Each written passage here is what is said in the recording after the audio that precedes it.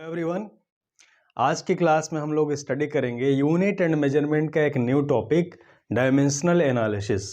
इससे पिछली क्लास में हम लोगों ने इस चैप्टर में बेसिक चीज़ें देखी थी, जिसमें हम लोगों ने देखा था फिजिकल क्वांटिटी क्या होती हैं, फिजिकल क्वांटिटी कितने टाइप की होती हैं। तो उसमें हम लोगों ने दो बेसिस पे कैटेगराइज किया था, on the basis of scalar and vector and on the basis of fundamental and derived quantity. तो डायमेंशनल एनालिसिस को समझने से पहले फर्स्ट ऑफ ऑल हमको समझना होगा कि डायमेंशन होता क्या है। डायमेंशन होता क्या है? तो किसी भी डिराइव्ड क्वांटिटी को जब फंडामेंटल क्वांटिटी के टर्म में रिप्रेजेंट किया जाता है, तो फंडामेंटल क्वांटिटी के ऊपर जो पावर रेज किया जाता है, that power is called the dimension of that physical quantity. Okay, तो dimension of a physical quantity, dimension of a physical quantity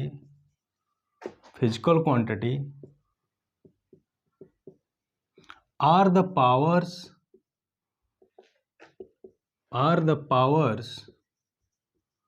to which fundamental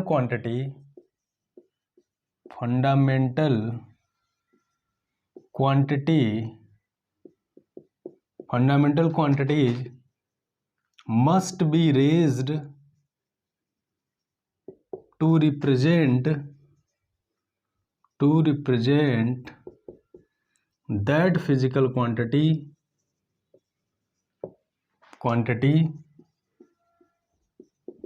completely। Okay, यानी कि किसी भी डिराइव्ड क्वांटिटी को जब फंडामेंटल क्वांटिटी के टर्म में represent किया जाता है, तो उसके ऊपर जो पावर रेज किया जाता है, that power is called the dimension of that physical quantity. जैसे एक सिंपल से एग्जांपल मैं लेता हूं, अगर मैं बात करूं डेंसिटी की, तो डेंसिटी क्या होता है? डेंसिटी होता है मास अपॉन वॉल्यूम, अब मास को तो हम मास ही लिखेंगे, मास, और वॉल्यूम को हम लोग क्या लिख सकते हैं? Length into breadth into height. Okay, तो अगर हम सिंबल के फॉर्म में लिखें, तो मास के लिए हम लोग लिखते हैं कैपिटल एम, एंड लेंथ के लिए भी एल होगा, ब्रेड्थ के लिए भी एल, एंड हाइट के लिए भी एल। यानी कि हो गया डेंसिटी का डायमेंशनल फॉर्मूला हो गया ml-3। ओके, तो कहने का मतलब क्या है? देखो, डेंसिटी को अगर हम लिखते हैं fundamental quantities mass and length के टर्म में, तो मास के ऊपर पावर 1 लिखना होता है और लेंथ के ऊपर पावर -3 लिखना होता है। तो m में पावर 1 और l पर power -3, that is the dimension of m and l in the density. Okay, तो पूरे डायमेंशनल एनालिसिस को समझने से पहले हमको 7 बेसिक फंडामेंटल क्वांटिटी का डायमेंशन हमको पता होना चाहिए। तो 7 फंडामेंटल क्वांटिटी में हम लोग क्या देखे थे? Mass, length, time, temperature, electric current, इसके बाद ल्यूमिनस इंटेंसिटी,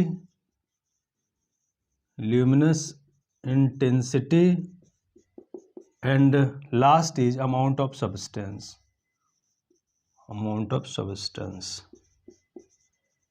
ठीक है, तो अगर मास का हम डायमेंशन लिखे, डायमेंशनल फॉर्मूला लिखे, इसका होता है कैपिटल M, और जब भी डायमेंशनल फॉर्मूला को लिखते हैं तो उसको बड़े ब्रैकेट में करके लिखते हैं। लेंथ के लिए होगा कैपिटल L, टाइम के लिए होगा कैपिटल T, टेम्परेचर के लिए क्या हो जाएगा? टेम्परेचर के लिए हम लोग लिखते हैं थीटा, एंड इलेक्ट्रिक करंट के लिए हम लोग क्या लिखते हैं? I, and luminous intensity CD, and amount of substance mole. तो अगर इन 7 बेसिक फंडामेंटल क्वांटिटीज का हमें डायमेंशनल फॉर्मूला पता है, तो इसी के ऊपर हम पावर को रेज करके डिराइव्ड क्वांटिटी का डायमेंशनल फॉर्मूला लिखते हैं। अब जैसे चलो मैं एक सिंपल एग्जांपल से बताने की कोशिश करता हूं। फर्स्ट मैं सिंपल से एग्जांपल लेता हूं एरिया का हमको डायमेंशनल फॉर्मूला निकालना है। तो एरिया क्या होता है? Length into breadth. लेंथ को हम लोग क्या लिखेंगे L एंड ब्रेड्थ को भी हम लोग लिखेंगे L, तो इसका हो जाएगा L2। So dimensional formula is of area is L2। दूसरा हम लोग देखते हैं, अगर दूसरा हम लोग देखें स्पीड की, speed is what, distance upon time, distance upon time.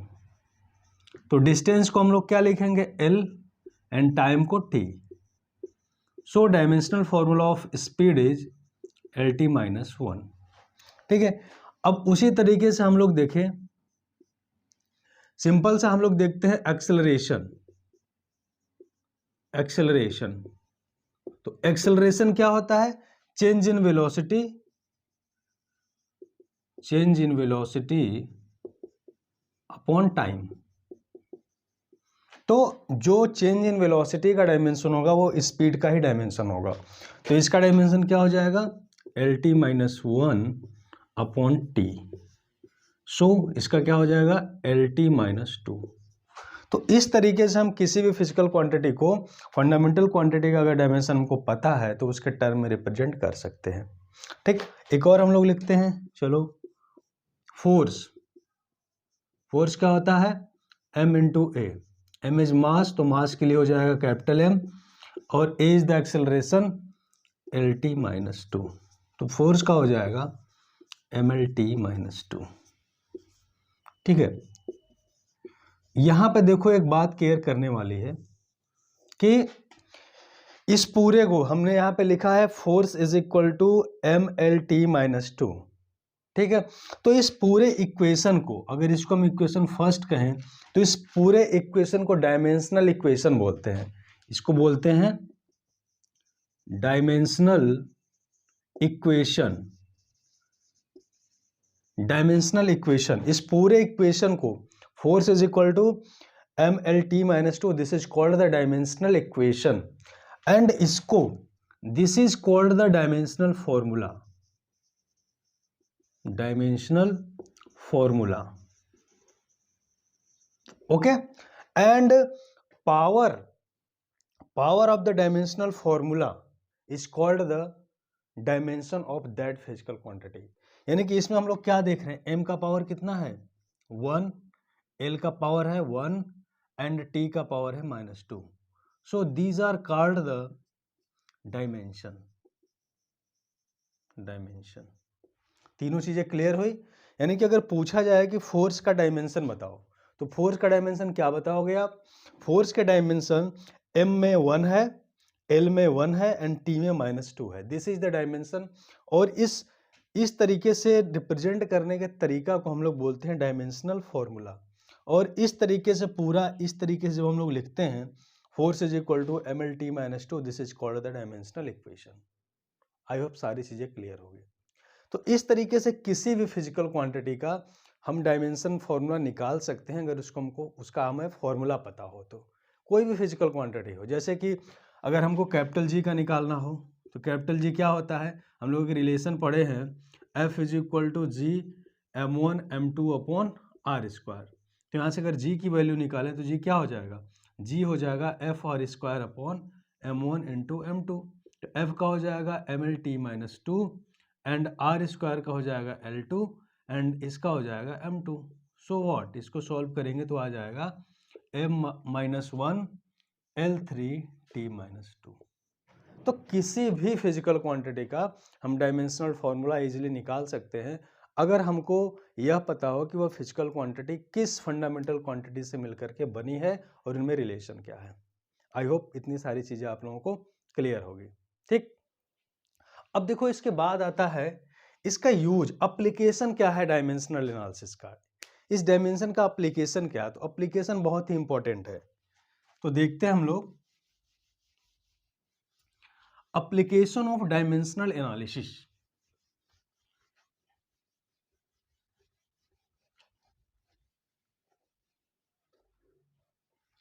इसका एप्लीकेशन बहुत ही इंपॉर्टेंट है। तीन मेन एप्लीकेशन है।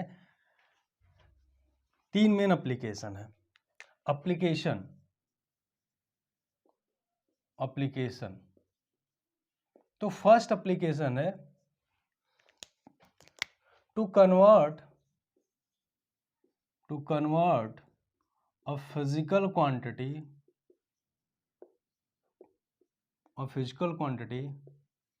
from one system to another system।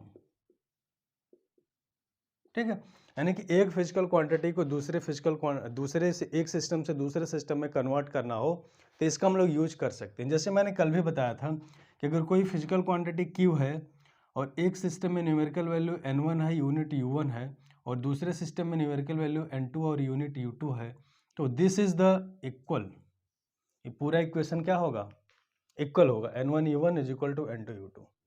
तो इस बेसिस पर हम लोग क्या कर सकते हैं, एक सिस्टम से दूसरे सिस्टम में किसी भी क्वांटिटी को कन्वर्ट कर सकते हैं। जैसे एक सिंपल सा एग्जांपल लेता हूं कि 1 न्यूटन में how many dyne, newton is the SI unit of force and dyne is the CGS unit of force. तो मैं सिंपल सा यहाँ पे पूछ रहा हूँ कि 1 न्यूटन में कितना डाइन होगा, तो इसको हम लोग डायमेंशनल एनालिसिस से निकाल सकते हैं। कैसे निकाल सकते हैं, देखो 1 न्यूटन क्या होता है, Newton is the unit of force, तो फोर्स का अगर यूनिट हम एमके सिस्टम में देखें तो क्या हो जाएगा, किलोग्राम मीटर पर सेकेंड स्क्वायर होगा, और डाइन किस में होगा, सीजीएस में होगा। तो अगर इस पूरे सिस्टम को अगर हम सीजीएस में कन्वर्ट करें तो हमको मिल जाएगा कि डाइन में कितना फोर्स होगा। अब देखो 1 किलोग्राम है, इसको हम लोग लिख सकते हैं 1 kilogram into 1 metre upon second square. तो 1 किलोग्राम को हम लोग क्या लिख सकते हैं, 1000 ग्राम, एंड 1 मीटर को 100 सेंटीमीटर, एंड सेकेंड को सेकेंड ही रहेगा। तो यहां से क्या हो गया, 100 और 1000 कितना हो जाएगा, 10 power 5 gram centimetre per second square, and this is gram centimetre per second square is dyne, so this is 10 power 5 dyne. तो 1 newton is equal to 10 power 5 dyne. तो this is the use of dimensional analysis. इसके use से हम लोग एक quantity को, देखो दोनों फोर्स ही है, एक एसआई सिस्टम में और एक सीजीएस सिस्टम में है, तो इस तरीके से हम लोग कन्वर्ट कर सकते हैं किसी भी फिजिकल क्वांटिटी। जैसे कि हम लोग वर्क का निकाल सकते हैं, ग्रेविटेशनल कांस्टेंट का निकाल सकते हैं, सबका निकाल सकते हैं। ठीक, नेक्स्ट हमारा इसका एप्लीकेशन है to check the correctness of a physical relationship of quantities between quantities। अब हम देख सकते हैं कि कोई भी हमारा फिजिकल क्वांटिटी है तो क्या वो सही है या गलत है, इसको हम लोग करेक्ट कर सकते हैं। जैसे मैं एक सिंपल सा एग्जांपल लेता हूं कि कोई बॉडी है जो कि इनिशियल वेलोसिटी v0 से ट्रेवल कर रही है और t टाइम के बाद x डिस्टेंस करके दूसरे जगह पे पहुंच जाती है। तो उसके लिए इक्वेशन है x is equal to x0 plus v0t plus half at square. ठीक, तो हमको ये चेक करना है कि क्या यह इक्वेशन करेक्ट है या इनकरेक्ट है। ठीक है, तो इसको चेक करने के लिए हमको जानना होगा principle of homogeneity. Principle of homogeneity क्या कहता है कि हम एक फिजिकल क्वांटिटी से दूसरे फिजिकल क्वांटिटी को तभी ऐड कर सकते हैं जब दोनों का नेचर सेम हो। यानी कि अगर x is distance and x0 is the initial distance, ठीक है, एंड t इज टाइम, तो प्रिंसिपल ऑफ होमोजेनिटी क्या कहता है कि अगर दिस इज द डिस्टेंस, अगर यह डिस्टेंस है तो डिस्टेंस में हम लोग डिस्टेंस को ही जोड़ सकते हैं, डिस्टेंस में किलोग्राम को नहीं जोड़ सकते हैं, ऑब्वियस सी बात है। तो अगर ये डिस्टेंस है तो ये अमाउंट भी डिस्टेंस होगा और यह भी अमाउंट डिस्टेंस होगा। अब जब सारा एक ही क्वांटिटी है तो सबका डायमेंशनल फॉर्मूला भी सेम होगा। तो आओ चेक करते हैं। अब देखो दिस x इज डिस्टेंस, तो x का क्या हो जाएगा, x का हो जाएगा l। ठीक, x0 इज आल्सो डिस्टेंस, तो x0 का क्या हो जाएगा, x0 का आल्सो हो जाएगा l। अब देखो यहाँ पर v0t, v is the velocity, तो वेलोसिटी का क्या होता है L T minus one and T का टी, सो इसका क्या हो जाएगा फिर एल हो जाएगा, and after it half a T square. Okay, तो 1/2 is the numerical value, so here इसका कोई भी डायमेंशनल फॉर्मूला नहीं होगा। इज द एक्सेलरेशन, तो L T minus two and T का T two, so again L. तो हम लोग क्या देख रहे हैं कि इस पूरे इक्वेशन में जितने भी इंडिविजुअल्स हैं उन सभी का डायमेंशनल फॉर्मूला सेम हो रहा है, यानी कि यह इक्वेशन डायमेंशनली करेक्ट है। ठीक, चलो एक और चेक करते हैं। हम लोग E is equal to M C square, क्या यह डायमेंशनली करेक्ट है, इक्वेशन करेक्ट है या इनकरेक्ट है। तो इज द एनर्जी, तो एनर्जी का क्या होता है, एनर्जी का डायमेंशनल फॉर्मूला होता है ml2 T power minus two. ठीक, लेफ्ट हैंड साइड हो गया LHS, राइट हैंड साइड देखते हैं हम लोग mc स्क्वायर, तो m is the mass, so it is m, and c is the speed of light, तो क्या हो जाएगा lt माइनस वन का square, again m l2 t minus two, क्या हो गया ml2 t माइनस टू। तो यहाँ पर भी हम लोग क्या देख रहे हैं कि जो लेफ्ट हैंड साइड का डायमेंशनल इक्वेशन है, डायमेंशनल फॉर्मूला है, वही राइट हैंड साइड का डायमेंशनल फॉर्मूला है। तो इस तरीके से किसी भी फिजिकल क्वांटिटी का हम लोग चेक कर सकते हैं कि वह सही है कि नहीं है। इसमें देखो सबसे इम्पोर्टेंट रिलेशन क्या आता है कि अगर हमको यह पता हो, तीसरा इसका एप्लीकेशन है कि अगर हमको पता हो, थर्ड रिलेशन हम लोग देखते हैं, to deduce the relation among the physical quantity, to deduce the relationship among physical quantities,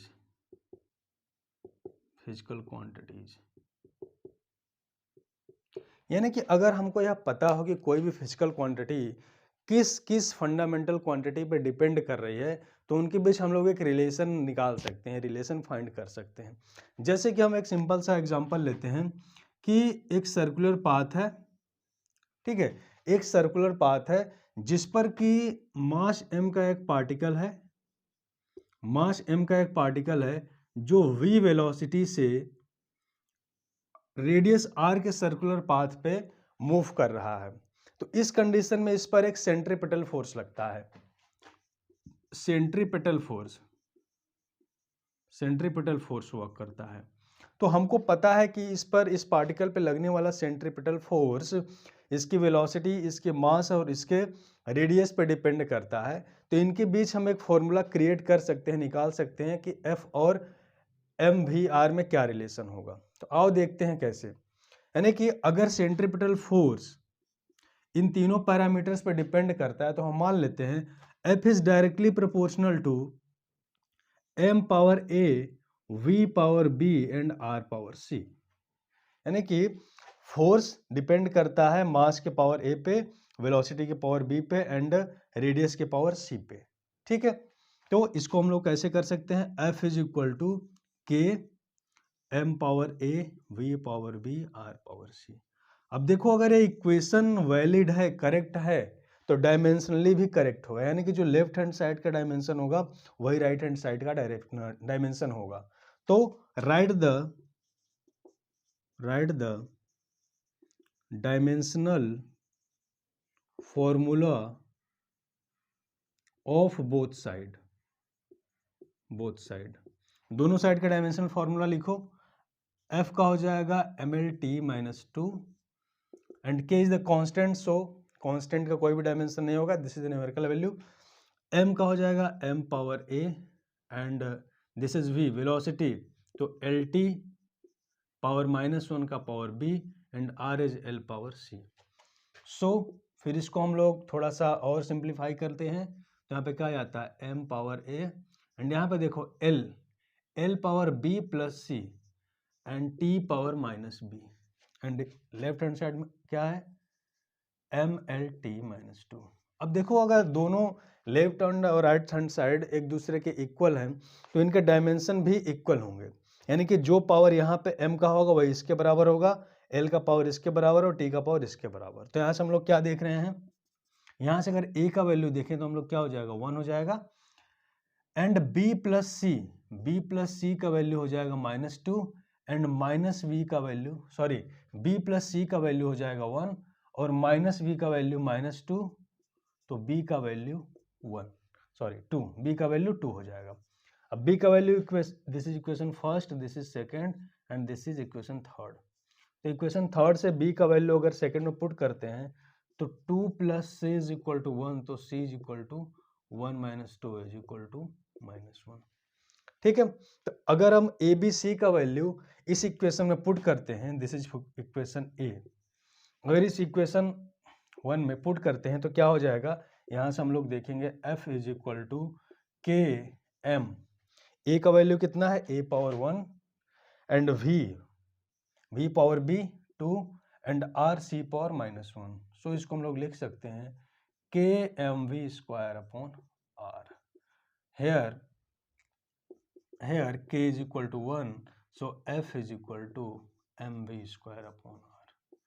यानी कि कोई भी पार्टिकल एक सर्कुलर पाथ जिसका रेडियस r है और पार्टिकल का मास m है, v वेलोसिटी से रोटेट कर रहा है, तो इस पर लगने वाला सेंट्रीपिटल फोर्स F = mv²/R होता है। तो इस तरीके से हम डायमेंशनल एनालिसिस का यूज करके इतनी सारी चीज़ों को हम लोग निकाल सकते हैं। तो पहला क्या काम हम लोग कर सकते हैं कि अगर कोई फिजिकल क्वांटिटी वन सिस्टम में है तो उसको अनदर सिस्टम में कन्वर्ट कर सकते हैं। दूसरा, हम लोग किसी भी इक्वेशन के करेक्टनेस को चेक कर सकते हैं कि वो इक्वेशन करेक्ट है कि नहीं है।